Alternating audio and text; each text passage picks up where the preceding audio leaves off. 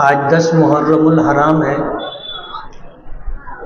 اور محرم اسلامی مہینوں میں پہلا مہینہ ہے۔ ابھی آپ نے مولانا امتیاز اقبال صاحب سے سنا کہ اللہ تعالیٰ نے زمین و آسمان کو جس دن پیدا کیا تھا اسی دن اللہ پاک نے 12 مہینے طے فرما دیے تھے، کہ اللہ پاک کی طرف سے طے شدہ ہے۔ اسی بات کو میں آگے بڑھاؤں گا کہ یہ جو 12 مہینے ہیں اللہ پاک کے نزدیک، اور جو نام ہم سنتے ہیں محرم الحرام،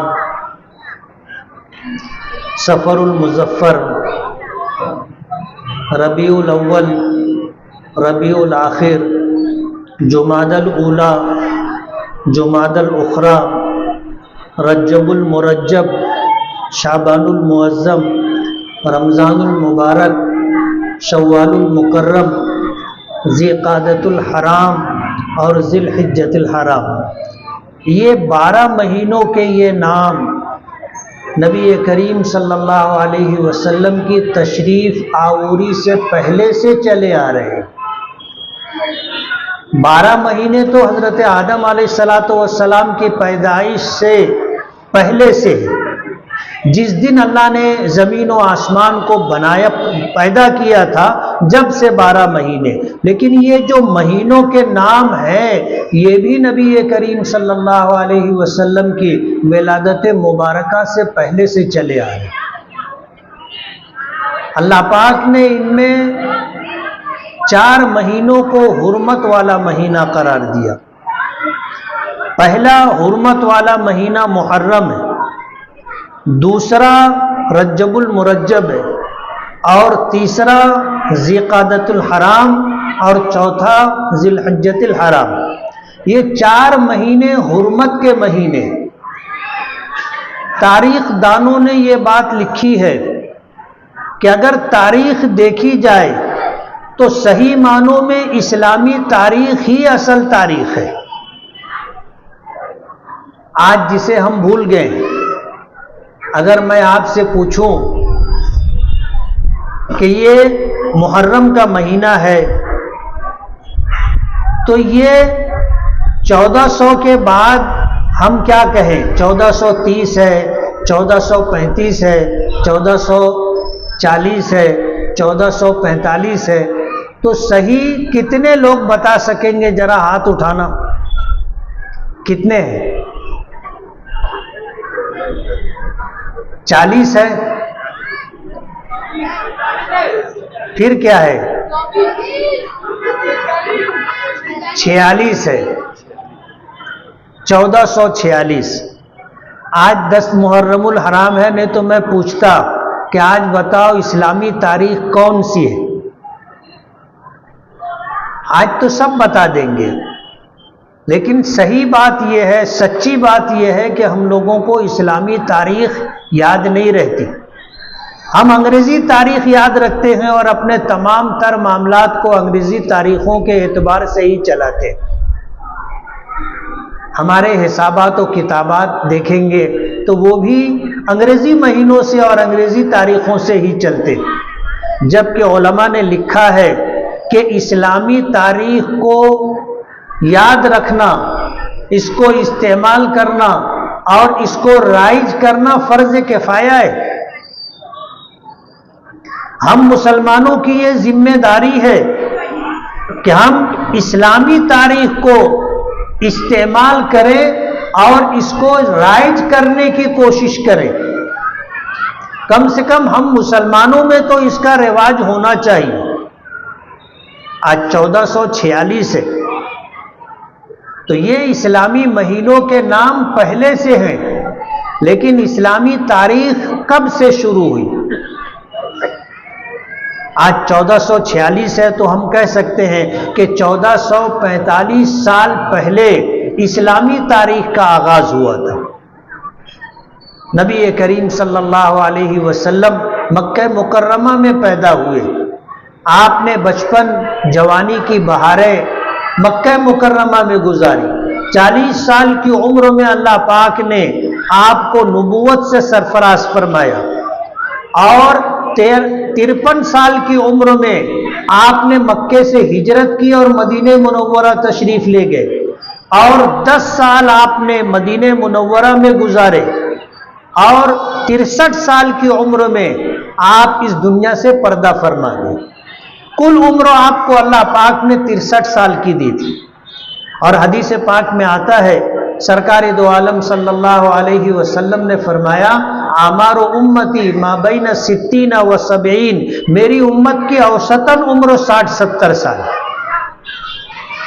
اب تو ایسا ہے کہ جیسے جیسے زمانہ آگے بڑھتا جا رہا ہے اور قیامت سے قریب ہوتا جا رہا ہے، لوگ 60 سال سے پہلے بھی جا رہے ہیں۔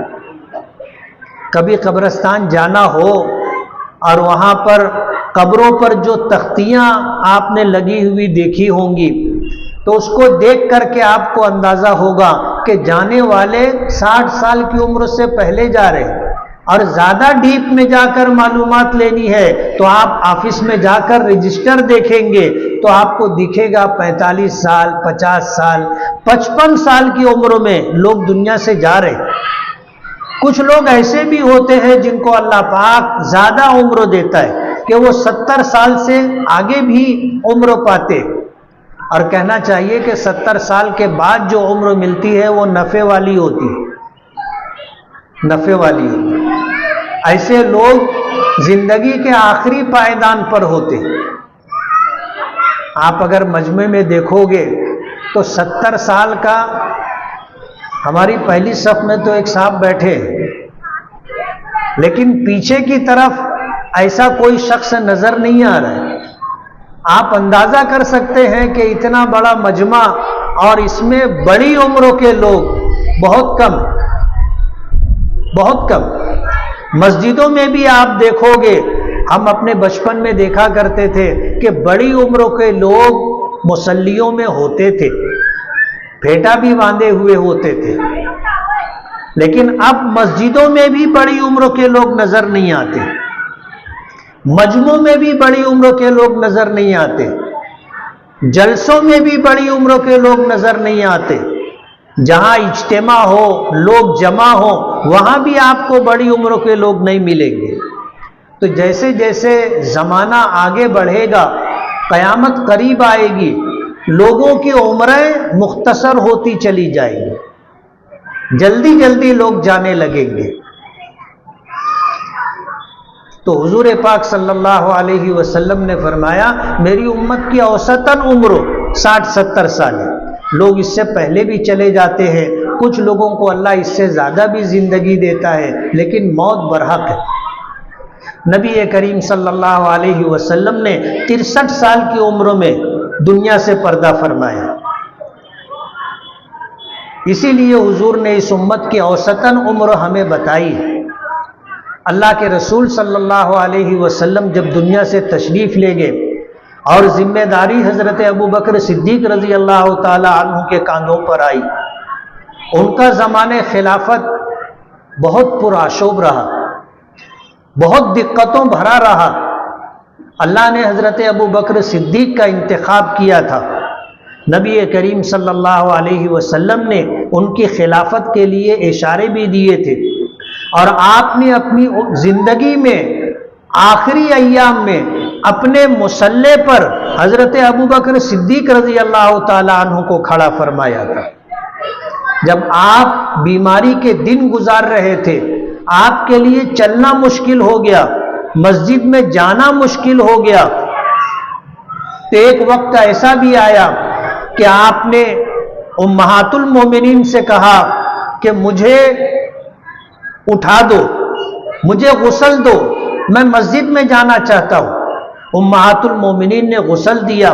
نبی کریم صلی اللہ علیہ وسلم نے مسجد میں جانے کا ارادہ کیا، آپ اٹھنے لگے، پھر آپ پر غشی طاری ہو گئی، اور ایسا کئی مرتبہ ہوا۔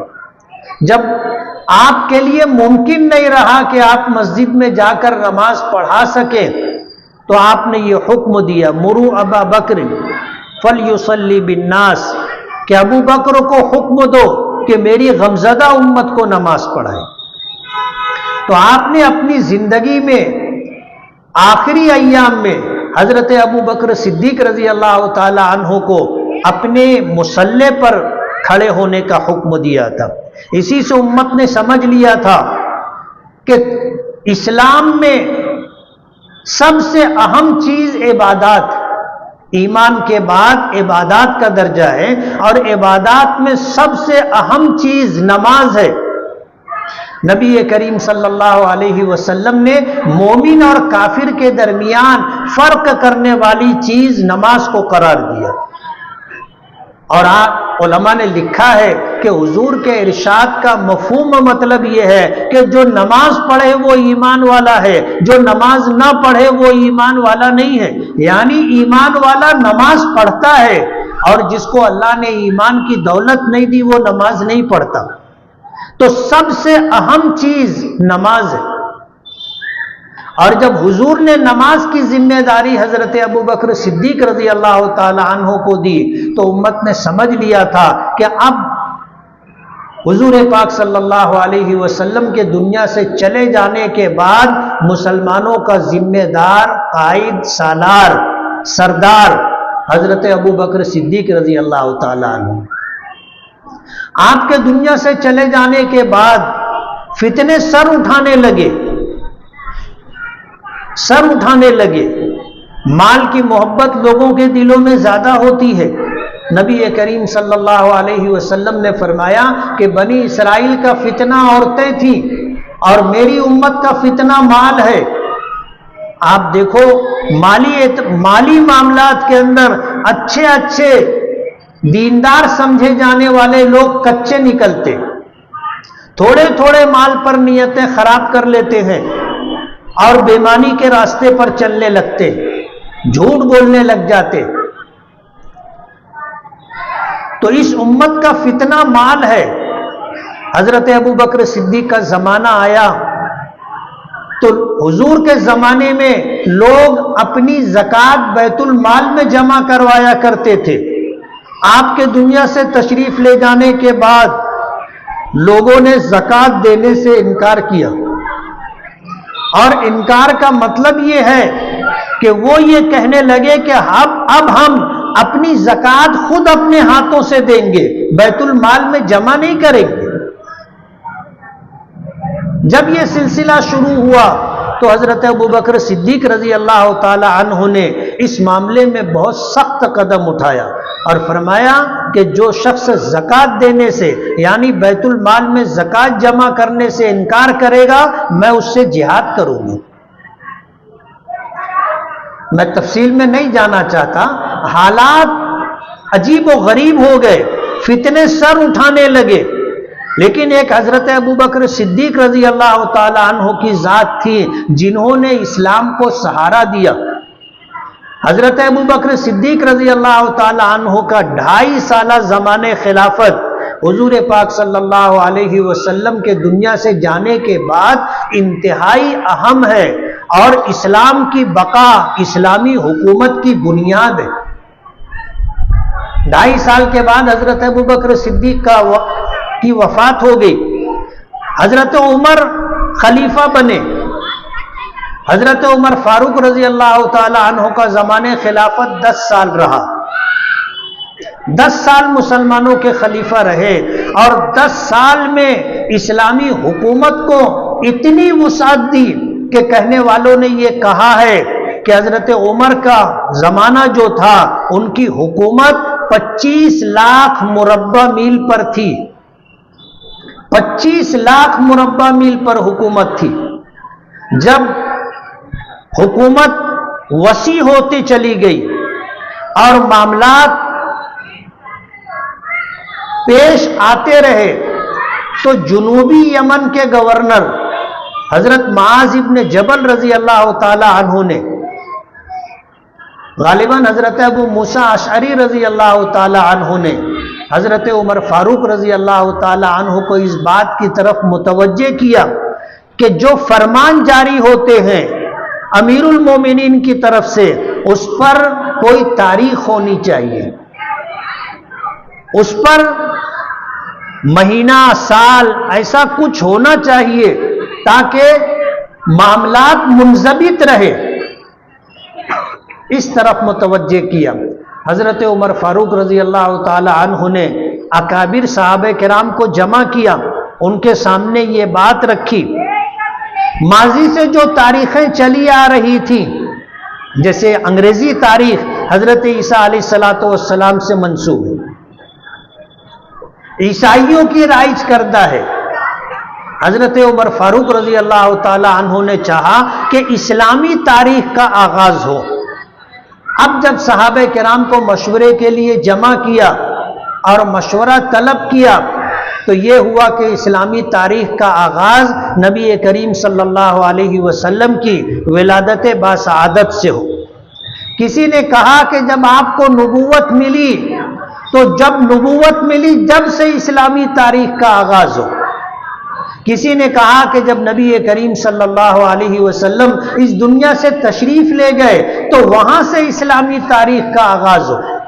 حضرت علی رضی اللہ تعالی عنہ نے رائے دی کہ نبی کریم صلی اللہ علیہ وسلم نے جب ہجرت فرمائی ہے تو ہجرت سے اسلامی سال کا آغاز ہونا چاہیے، اس لیے کہ پیدائش کوئی اختیاری عمل نہیں ہے، وفات اختیاری عمل نہیں ہے کہ ہم جب چاہیں پیدا ہو جائیں اور ہم جب چاہیں انتقال کر جائیں، ایسا نہیں۔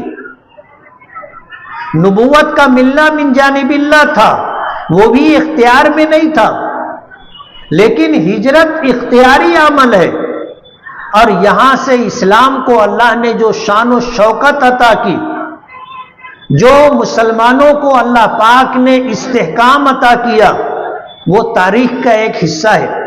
حضرت علی رضی اللہ تعالی عنہ نے یہ مشورہ دیا کہ اسلامی سال کا آغاز ہجرت سے ہونا چاہیے۔ جس سال نبی کریم صلی اللہ علیہ وسلم نے ہجرت فرمائی، باہمی مشورے سے، آپ کو پتہ ہے کہ ہجرت ربیع الاول میں ہوئی، آپ کی پیدائش ربیع الاول کی ہے، آپ کا دنیا سے جانا وصال فرمانا ربیع الاول میں ہے، آپ کی ہجرت بھی ربیع الاول میں ہے، لیکن باہمی طور پر یہ مشورہ ہوا کہ جس سال آپ نے ہجرت فرمائی ہے اس سال کے محرم سے اسلامی سال کا آغاز ہونا چاہیے۔ اللہ پاک نے ان 12 مہینوں میں محرم الحرام کو جو فضیلت عطا کی ہے وہ اپنی جگہ ہے، اس کا ایک مقام ہے۔ تمام صحابہ کرام کا اس پر اتفاق ہوا، یکم محرم الحرام سے اسلامی سال کا آغاز کیا گیا، اور اس کو ہجرت سے منسوب کر کے کیا گیا کہ ہجرت کرنا در حقیقت نبی کریم صلی اللہ علیہ وسلم کا اپنا اختیاری عمل تھا۔ بعض مورخین نے لکھا ہے کہ آپ نے ہجرت تو ربیع الاول میں کی، لیکن ہجرت کی تیاری آپ نے محرم الحرام سے شروع کر دی تھی۔ علماء موجود ہیں اسٹیج پر، اور ان کے حوصلوں کے ساتھ میں یہ بات کہوں گا کہ وہ حدیث آپ کے ذہن میں ہوگی کہ جب حضرت ابو بکر صدیق رضی اللہ تعالی عنہ نے دوبارہ سہبارہ ہجرت کا ارادہ کیا اور نبی کریم صلی اللہ علیہ وسلم سے مشورہ کیا تو حضور نے ارشاد فرمایا کہ عمر انتظار کرو، مجھے بھی امید ہے کہ مجھے ہجرت کا حکم ہو جائے گا، اجازت مل جائے گی، حکم مل جائے گا۔ تو اس وقت حضرت ابو بکر صدیق رضی اللہ تعالی عنہ نے نبی کریم صلی اللہ علیہ وسلم سے عرض کیا تھا کہ علی الصحبۃ یا رسول اللہ، کہ اللہ کے رسول جب آپ ہجرت فرمائیں گے تو کیا مجھے ہجرت کے سفر میں آپ کی رفاقت اور آپ کا ساتھ نصیب ہوگا؟ تو حضور نے فرمایا تھا کہ ہاں۔ اور حدیث پاک میں آتا ہے کہ جب نبی کریم صلی اللہ علیہ وسلم کی طرف سے یہ بات حضرت ابو بکر نے سنی تو 2 اونٹنیاں خریدی اور ببول کے پتے کھلا کھلا کر کے ان کو لمبے سفر کے لیے تیار کیا۔ اکابر علماء کرام کی تحریروں میں یہ بات ملتی ہے کہ یہ تیاری محرم الحرام سے شروع ہو گئی تھی، اسی لیے حضرت عمر فاروق رضی اللہ تعالی عنہ نے اسلامی سال کا آغاز محرم الحرام سے کیا۔ محرم کا یہ مہینہ اور اس مہینے میں 10 محرم الحرام، اس کا اپنا ایک مقام ہے۔ اتفاق کہیے، اللہ پاک کا فیصلہ تھا۔ 10 محرم الحرام کو سیدنا حسین رضی اللہ تعالی عنہ کی شہادت کا واقعہ پیش آیا، انتہائی دردناک واقعہ۔ حضور کے نواسے تھے اور نبی کریم صلی اللہ علیہ وسلم کو حضرت حسن اور حضرت حسین سے بے انتہا محبت تھی۔ آپ اندازہ نہیں کر سکتے، حضور جمعہ کے دن منبر پر تشریف فرما تھے، خطبہ دے رہے تھے، دیکھا کہ حسن اور حسین مسجد میں داخل ہوئے اور لوگوں کے درمیان سے گھس کر کے اپنے نانا نبی کریم صلی اللہ علیہ وسلم کی طرف بڑھنے لگے، منبر کی طرف آگے بڑھنے لگے۔ حضور نے جب دیکھا تو آپ منبر سے نیچے اترے اور لوگوں کے درمیان چل کر کے گئے اور جا کر کے انہیں اپنی گود میں اٹھایا اور لے کر کے منبر پر آئے۔ آج کوئی ایسا کر سکتا ہے؟ حضور نے کیا تھا اور حسن اور حسین کے لیے کیا تھا۔ انہیں اپنے ساتھ اپنی گود میں اٹھا کر کے آپ واپس منبر پر آئے اور انہیں اپنی گود میں لے کر کے خطبہ دیا۔ یہ وہ بچے تھے کہ جب حضور سجدے میں جاتے تھے تو یہ آپ کی پشت مبارک پر آ کر بیٹھ جاتے تھے، آپ سجدے سے سر نہیں اٹھاتے تھے۔ ایسا بھی ہوتا تھا کہ جب آپ نماز پڑھ رہے ہوں اور یہ آ جائیں تو حضور نماز کی حالت میں انہیں اٹھا کر کے اپنی گود میں لے لیا کرتے تھے، اپنے کاندھے پر بٹھا لیا کرتے تھے۔ ظاہر بات ہے حضور کے نواسے تھے اور حضور کو ان سے بے پناہ محبت تھی، بے پناہ محبت تھی۔ آپ نے اپنے ان 2 نواسوں کو جنت کے نوجوانوں کا سردار بتایا کہ یہ جنتی نوجوانوں کے سردار ہوں گے۔ ان کی شہادت کا واقعہ، حضرت حسین کی شہادت کا واقعہ 10 محرم الحرام کو پیش آیا۔ تاریخ اسلامی کا انتہائی دردناک واقعہ ہے۔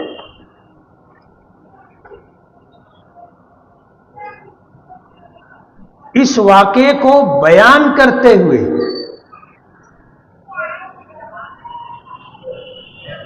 جگر منہ کو آتا ہے۔ مقدر تھا، من جانب اللہ یہ طے تھا،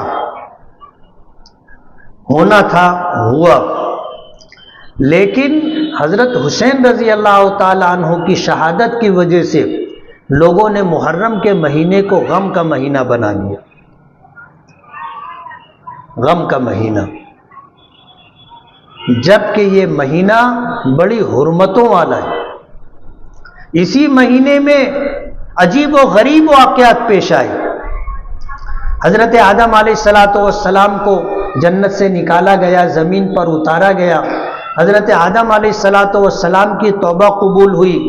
حضرت نوح علیہ السلام کی کشتی کوہ جودی سے لگی۔ حضرت یونس علیہ السلام مچھلی کے پیٹ میں تھے، انہیں باہر نکالا گیا۔ حضرت موسیٰ علیہ السلام اور ان کی قوم کو اللہ پاک نے فرعون اور اس کی قوم سے نجات عطا کی۔ یہ واقعات بھی اسی 10 محرم کے ساتھ اسی مہینے میں پیش آئے، اور قیامت بھی 10 محرم الحرام جمعہ کے دن آئے گی۔ تو عجیب و غریب واقعات اس مہینے میں پیش آئے، تو اس مہینے کو حرمت کا مہینہ قرار دیا گیا۔ تو یہ مہینہ قابل احترام ہے۔ یکم محرم الحرام حضرت عمر فاروق رضی اللہ تعالی عنہ کی شہادت کا، یعنی آپ اگر دیکھو گے اسلامی سال کا آغاز حضرت عمر فاروق رضی اللہ تعالی عنہ کی شہادت سے ہوا ہے، لیکن ہم لوگوں کو معلوم نہیں ہے اور ہم لوگوں کو بتاتے بھی نہیں ہیں۔ خلفائے اربعہ، حضرت ابو بکر کی سیرت ہو، حضرت عمر کی سیرت ہو، حضرت عثمان کی سیرت ہو، حضرت علی کی سیرت ہو، عشرہ مبشرہ کی سیرت ہو، امہات المومنین کی سیرت ہو، اصحاب بدریین کی سیرت ہو، ان چیزوں کو ہم لوگوں کو بتاتے نہیں، بتانا چاہیے۔ شاہ عبد العزیز محدث دہلوی رحمۃ اللہ علیہ کے فتاوی میں ہے کہ جو شخص سال کے اور دنوں میں دیگر شہداء کی شہادت کا واقعہ ذکر نہ کرتا ہو، 10 محرم الحرام کو حضرت حسین کی شہادت بیان کرنا اس کے لیے جائز نہیں۔ اسلام میں جو شہداء ہیں ان کی شہادت بھی بیان کرنا چاہیے، ان کی شہادت، حضرت عمر کی شہادت ہے، حضرت عثمان کی شہادت ہے، حضرت علی کی شہادت ہے، حضرت حمزہ کی شہادت ہے، اور بھی بہت سارے شہداء ہیں، ان کی بھی شہادت کا تذکرہ ہونا چاہیے۔ اگر ان کی شہادتوں کا تذکرہ ہے تو ہم حضرت حسین کی شہادت بھی بیان کر سکتے، اور اگر ہم تمام شہداء کو یکسر نظر انداز کر دیتے اور کبھی ان کی سیرت اور ان کی شہادت کا تذکرہ نہیں کرتے تو ہمارے لیے جائز نہیں ہے کہ ہم حضرت حسین رضی اللہ تعالیٰ عنہ کی شہادت بیان کریں۔ یہ شاہ عبد العزیز محدث دہلوی رحمۃ اللہ علیہ کا فتویٰ ہے۔ حضرت حسین کی شہادت کی وجہ سے محرم غم کا مہینہ نہیں ہے، حضرت حسین رضی اللہ تعالیٰ عنہ کی شہادت کی وجہ سے 10 محرم الحرام غم کا دن نہیں ہے۔ اس دن کو اللہ نے بڑی فضیلت عطا کی، اس مہینے کو اللہ نے بڑی فضیلت عطا کی۔ تو آج 10 محرم الحرام ہے، اور جمعیت علماء کے اپنے پچھلے چند سالوں سے جو معمول رہا ہے کہ 10 محرم الحرام کو ہم جلسہ لیتے ہیں، اسی تاریخ، اسی روایت کے اعتبار سے آج کا یہ پروگرام بھی، اور ہم تو یہ چاہتے تھے کہ اس عنوان پر تفصیل سے گفتگو ہو اور سچائی لوگوں کے سامنے آئے، حضرت حسین رضی اللہ تعالی عنہ کی شہادت کا واقعہ حقیقت لوگوں کے سامنے آئے، حضرت حسین رضی اللہ تعالی عنہ نے کن جذبات کے ساتھ اور کن اصولوں کے پیش نظر اتنا بڑا رسک لیا تھا، اور اتنی ذمہ داری کے ساتھ مدینے سے چلے مکہ مکرمہ آئے، اور مکہ مکرمہ سے چل کر کے کربلا تک پہنچے۔ اس درمیان جو واقعات پیش آئے ہیں وہ سننے سے تعلق رکھتے، اور میدان کربلا میں رہتے ہوئے ان سخت سے سخت حالات میں حضرت حسین رضی اللہ تعالی عنہ نے ایک وقت کی نماز قضا نہیں کی، ایک وقت کی نماز قضا نہیں کی۔ اور اگر آپ شہادت کا واقعہ سنو گے تو آپ کو یہ بات ملے گی کہ جس وقت حضرت حسین رضی اللہ تعالی عنہ نماز کی حالت میں سجدے میں تھے، اس وقت ان کا سر قلم کیا گیا تھا۔ آپ کا یہ عمل ہمیں کیا پیغام دیتا ہے؟ نماز جیسا عمل 90-95% سے زیادہ لوگ چھوڑ کر کے زندگی گزار رہے ہیں۔ لوگ نماز نہیں پڑھتے، مسجدیں خالی رہتی ہیں، نماز کے لیے لوگوں کو کہا جاتا ہے، لوگ متوجہ نہیں ہوتے۔ کیسے مسلمان؟ حضرت حسین رضی اللہ تعالیٰ عنہ سے عقیدت، محبت اور تعلق کا تقاضا یہ ہے کہ اگر شہادت جیسا مارکا اور معاملہ پیش آئے تو بھی نماز قضا نہیں کی جائے گی، نماز وقت پر پڑھی جائے گی۔ حضرت حسین نے کبھی اسلامی اصولوں سے مفاہمت نہیں کی، اور یزید کی بیعت اور اطاعت قبول نہیں کی، اور بھی اس میں تفصیلات ملتی۔ لیکن آج اس موقع پر ہمیں شہادت حسین اور اہل بیت کی شہادت سے جو بات سمجھنی ہے کہ اگر حکومت وقت اسلامی اصولوں کے خلاف ہو تو پھر ہمیں بھی حضرت حسین کے راستے پر چلنا پڑے گا۔ مفاہمت نہیں ہوگی، مفاہمت نہیں ہوگی، کمپرمائز نہیں کیا جائے گا۔ آج موجودہ حکومت اسلامی اصولوں کو مٹانے کے در پہ ابھی سپریم کورٹ کا فیصلہ آیا کہ مطلقہ خاتون کو عدت گزر جانے کے بعد بھی نفقہ شوہر کو دینا پڑے گا۔ ظاہر بات ہے یہ ہمارے اسلامی تعلیمات اور اسلامی احکامات کے خلاف ہے۔ جمعیت علماء ہند اور مسلم پرسنل لا بورڈ کے ذمہ داران نے اسے سپریم کورٹ میں چیلنج کرنے کا فیصلہ کیا ہے کہ اس فیصلے کو ہم سپریم کورٹ میں چیلنج کریں گے۔ یہ ہمارے اسلامی اصولوں میں اور دین اسلام میں مداخلت ہے۔ اس طرح کے حالات آج ملک میں بنتے جا رہے ہیں۔ جمعیت علماء ہمارے اکابرین کی وہ جماعت ہے جو 1919 میں قائم ہوئی اور اس وقت سے لے کر آج 2024 تک یہ جماعت الحمدللہ قائم ہے اور انشاءاللہ دائم بھی رہے گی انشاءاللہ۔ اس جماعت کو اللہ نے ایسے مخلص احباب عطا کیے جو اپنی جان، اپنا مال، اپنا وقت اور اپنی صلاحیت لگا کر کے امت مسلمہ کی خدمت کے لیے اپنے آپ کو وقف کرتے۔ جمعیت علماء آج پورے ملک میں جانی پہچانی جماعت ہے۔ 100 سال سے زائد کا عرصہ گزر چکا۔ اس ملک میں لاکھوں جماعتیں وجود میں آئی، ختم ہو گئی، آج کوئی ان کا نام بھی نہیں جانتا۔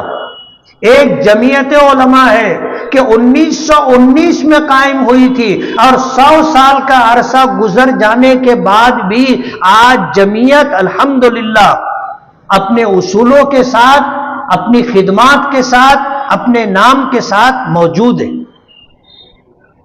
اور اللہ نے اس جماعت کو ایک مقام عطا کیا ہے۔ حکومت وقت بھی اس کی آواز کو سنتی ہے اور اسی جماعت کا نام لے کر کے اور اس سے وابستگی بتا کر کے ہم حکومت کے ایوانوں تک جاتے ہیں، وزراء تک جاتے ہیں اور اپنے مطالبات رکھتے ہیں اور الحمدللہ منواتے بھی ہیں۔ جمعیت علماء 100 سال سے زائد عرصے سے قائم ہے اور اللہ پاک نے ایک اصول قرآن پاک میں ذکر کیا ہے کہ فَأَمَّا الزَّبَدُ فَيَذْهَبُ جُفَاءً وَأَمَّا مَا يَنْفَعُ النَّاسَ فَيَمْكُثُ فِي الْأَرْضِ، کہ سمندر کے پانی پر جو جھاگ آتا ہے اس کا نصیب اور مقدر ہی ختم ہو جانا ہے، لیکن زمین میں اللہ اس چیز کو قرار عطا کرتا ہے، اس کو باقی رکھتا ہے جو اللہ کی مخلوق کے لیے نفع بخش ہوتی۔ 100 سال سے زائد کا عرصہ جمعیت علماء کے قیام پر گزر چکا، اللہ پاک نے اسے باقی رکھا ہے۔ ہم یہ سمجھتے ہیں قرآنی اصول کے پیش نظر کہ اس جماعت میں ایسے مخلص احباب رہے جن کی نافعیت کی وجہ سے اللہ نے اس جماعت کو باقی رکھا ہے۔ ہمارے جیسے ہزاروں لاکھوں لوگ 100 سال کے عرصے میں اس جماعت سے جڑے، اپنی خدمات پیش کی اور اس دنیا سے چلے گئے، جماعت اپنی جگہ باقی ہے۔ اور جنہیں اللہ توفیق دے گا قوم و ملت کی خدمت کے لیے جسے اللہ قبول کرے گا وہ اس جماعت سے وابستہ ہوگا۔ آج کے اس جلسے کا ایک پیغام یہ بھی ہے کہ جمعیت علماء کے ہر 2 سال پر ممبر سازی ہوتی تھی، اب ہر 3 سال پر ممبر سازی ہوگی۔ اور ہندوستان ایک جمہوری ملک ہے اور جمہوریت میں سر گنے جاتے ہیں، تعداد دیکھی جاتی ہے کہ اس جماعت سے کتنے لوگ جڑے ہوئے ہیں۔ جتنی بڑی تعداد کسی جماعت کے ساتھ ہوگی اس کی آواز میں اتنی طاقت ہوگی، اور حکومت انہی چیزوں کو دیکھتی ہے۔ اس لیے آج کے اس پروگرام سے میں آپ سے یہ گزارش کرنا چاہتا ہوں کہ ہم میں جتنے بالغ مرد عورتیں ہیں انہیں جمعیت علماء کا ممبر بننا چاہیے۔ جمعیت علماء کے کاز کو اپنا کاز سمجھنا چاہیے۔ جمعیت علماء کی خدمات کا دائرہ وسیع سے وسیع ہو، اس کے لیے اپنا مال، اپنا وقت اور اپنی صلاحیت دینا چاہیے۔ آپ کے ممبر بننے سے جماعت کو قوت ملے گی، جماعت کو استحکام ملے گا، اور جماعت کو کام کرنے کے لیے میدان اور مواقع ملے گی۔ پچھلا ٹرم ختم ہو چکا ہے، 15 اگست تک ممبر سازی کا وقت ہے۔ ہم میں کتنے لوگ ایسے ہوں گے کہ انہیں جب ممبر سازی ہوتی ہے تو پتہ نہیں ہوتا، لیکن جمعیت کے کاموں کو دیکھ کر کے وہ کہتے ہیں کہ ہمیں بھی ممبر بناؤ، لیکن درمیان میں کسی کو ممبر نہیں بنایا جاتا۔ جمعیت علماء کی اس وقت ممبر سازی ہو رہی ہے۔ آپ جمعیت کے ممبر بن سکتے ہیں۔ اپنے دوست و احباب کو اپنے گھر میں، اپنے خاندان میں جو بالغ مرد عورتیں ہیں ان کو جمعیت علماء کا ممبر بنائیے۔ آج یہ وقت کی ضرورت ہے۔ آپ کا ساتھ اگر جمعیت کو ملے گا تو حکومت کی طرف سے جو اسلام مخالف فیصلے آ رہے ہیں، جو پورے ہندوستان میں مسلمانوں پر، ان کی مساجد پر، ان کی درگاہوں پر، ان کے اوقاف پر، ان کے قبرستانوں پر جو قبضے کیے جا رہے ہیں اور ان کے خلاف جو فیصلے لیے جا رہے ہیں، اس کے لیے جمعیت علماء ہمیشہ سینہ سپر رہی ہے، اور آپ کا ساتھ رہے گا تو ہم میں طاقت اور قوت رہے گی، اور ہم اپنے اسلام کے لیے، اسلامی شاعر کے لیے اور اسلامی اوقاف کے لیے حکومت وقت سے آنکھیں ملا سکتے ہیں، بات کر سکتے ہیں۔ 15 اگست تک ممبر سازی کا وقت ہے۔ آپ جمعیت کے دفتر میں آئیے، ممبر بنیے۔ جمعیت سے آپ ممبر سازی کا بک لے جائیے، اپنے گھر کے لوگوں کو ممبر بنائیے، اپنے احباب کو، اپنے دوستوں کو ممبر بنائیے، پاس پڑوس کے لوگوں کو ممبر بنائیے۔ اگر آپ نے ان حالات میں، جبکہ اسلام پر اور مسلمانوں پر بہت سنگین حالات ہے، اپنی اس جماعت کو اگر آپ نے ممبر بن کر کے طاقت پہنچائی تو انشاءاللہ یہ جماعت اسلامی اصولوں کے لیے اور اسلامی احکامات کے لیے اور مسلمانوں کے لیے ہمیشہ کوشش کرتی رہی ہے، انشاءاللہ آگے بھی کرتی رہے گی۔ آپ کا ساتھ جماعت کو طاقت اور قوت عطا کرے گا۔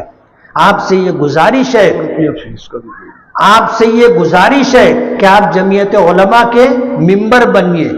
جمعیت علماء کی ممبر سازی ہے، بہت معمولی فیس ہے، لوگ مذاق اڑاتے۔ جمعیت علماء کی ممبر سازی کی فیس صرف 2 روپیے۔ ہم آپ سے کوئی لاکھوں روپیے کا مطالبہ نہیں کر رہے، ہزاروں روپیے کا مطالبہ نہیں کر رہے، سینکڑوں روپیے کا مطالبہ نہیں ہے، بلکہ ہمارے تو صدر محترم کی چاہت یہ ہے کہ یہ ممبر سازی فری میں ہو۔ لیکن ظاہر بات ہے اس کے جو اخراجات ہیں، ان اخراجات کی تکمیل کے لیے ممبر سازی کی 2 روپیہ فیس رکھی گئی ہے۔ ہم نے ورکنگ کمیٹی کی میٹنگ میں چاہا کہ ممبر سازی کی فیس 10 روپیہ کر دی جائے، نہیں 10 روپیہ تو 5 روپیہ کر دی جائے۔ لوگوں کے پاس 2 روپیے کھلے نہیں ہوتے، چھٹے نہیں ہوتے، لیکن ہمارے صدر محترم حضرت مولانا سید ارشد مدنی دامت برکاتہم نے کبھی اس بات کو قبول نہیں کیا، اور یہ فرمایا کہ ہم ممبر سازی کوئی روپیہ پیسہ جمع کرنے کے لیے نہیں کرتے، ہم نے یہ جو معمولی فیس رکھی ہے اس لیے رکھی ہے کہ کم سے کم اخراجات پورے ہو جائے اور ایک ممبر بننے والے کو اس بات کا احساس ہو کہ میں نے ممبر فیس 2 روپیہ ادا کی۔ تو آپ سے یہ گزارش ہے کہ اس وقت جمعیت علماء کی ممبر سازی چل رہی ہے، ہم خود بھی ممبر بنیں، اپنے دوست و احباب کو بھی ممبر بنوائیں، اپنے گھر کے افراد کو بھی ممبر بنوائیں گے نا؟